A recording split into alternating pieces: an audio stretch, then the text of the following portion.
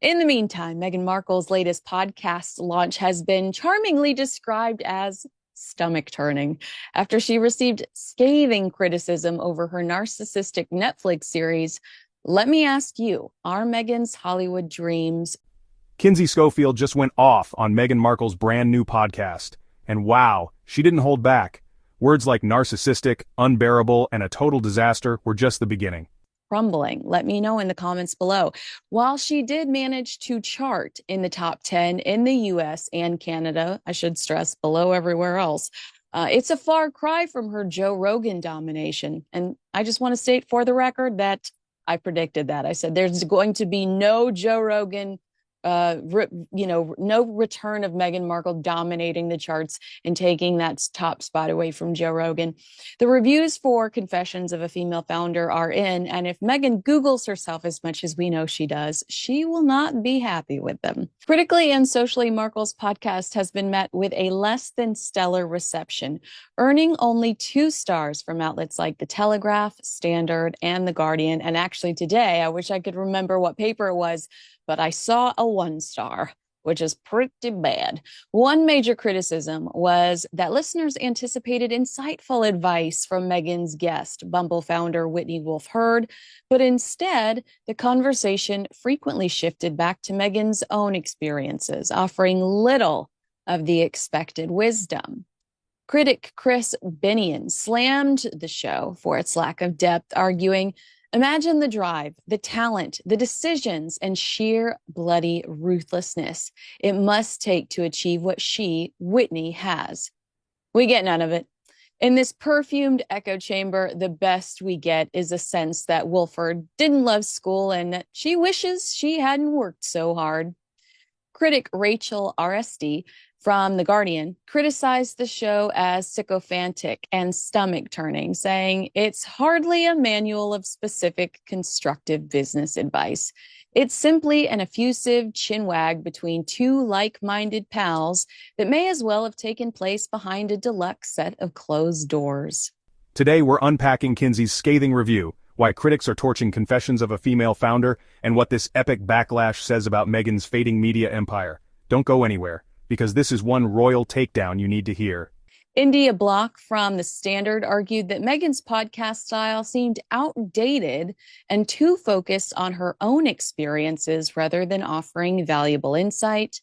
Meanwhile, The Express said the episode veered too far away from meaningful conversations and focused too much on casual chats and superficial topics.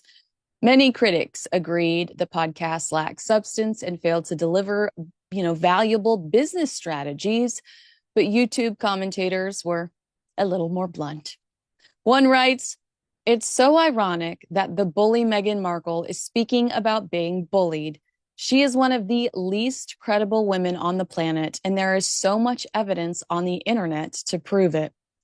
Another says, "Confessions of a Female Founder appears to be yet another strategic vehicle for Meghan Markle to surround herself with paid compliments celebrating her beauty, strength, and uniqueness, as though that alone were a masterclass in entrepreneurship."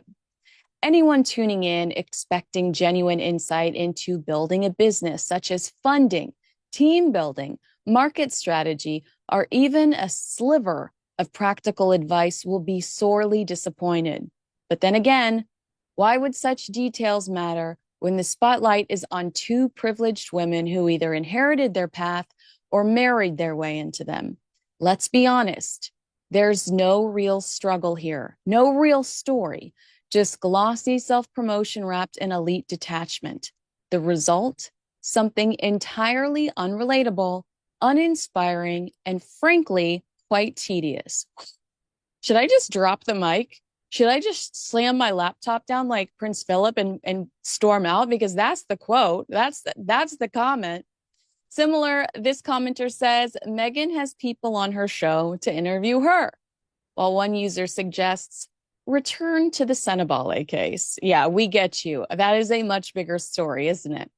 One commentator joked, "Podcast should be called Confessions of a Narcissistic Hypochondriac." Another joked, "Why is she always whispering? Is she afraid she's going to lose her voice again?" Speaking of her voice, we got a lot of comments on her voice, by the way. One user says, "This voice, so dramatic, so exaggerating, so heavy and burdened, and most of all, so incredibly ridiculous." Another user says, "Interesting how she didn't seem to have the same mentality back in the UK to rise above. She certainly gets more criticism now than back then." Straight to the point, this comment says, "So fake and boring." So let's set the scene. Meghan Markle launches her new podcast, Confessions of a Female Founder. It's supposed to be an inspiring, empowering series spotlighting successful women in business. But from the very first episode, with Bumble founder Whitney Wolfe Herd, things go downhill fast. Another comment focuses on Meghan's history with exaggerating, saying everything is life and death, facepalm emoji. This commenter agrees. She had it all, done it all. Everything happened to her. Her tone is so exaggerated, sing-song tone so fake, with another user replying, "Old gal trying too hard." Here's a comment that says, "Yuck, playing the victim card again. It's relentless." With a reply that says, "Right, spare me." Now she thinks she's Cher. Megaflop can't keep track of her copious lies. Another exchange reads, "The biggest bully playing victim," with a user agreeing, "Great comment." The original poster then commenting under that, "Had it with these two. Can't wait to see their titles removed." This comment we can all probably get behind. It just says, make it stop. Make it stop. Have you seen any reviews you want us to discuss or highlight? Let me know in the comments below. I would say that if you listen to Rupert Bell and I talk on Heirs and Spares or Royally Unfiltered, he has said on multiple occasions, and I completely agree with him, except he tends to hit it home more than I do because I did not do a lot of investing in the Archetypes podcast. But he did, especially with the Serena Williams episode, because he wanted to hear about Serena Williams. And he has said throughout the hype around the Limonada podcast, Meghan's got to become a better interviewer. Meghan's got to learn how to focus the attention on the subject, on the guest, and not try to hijack that for herself. And clearly she has not learned that lesson here.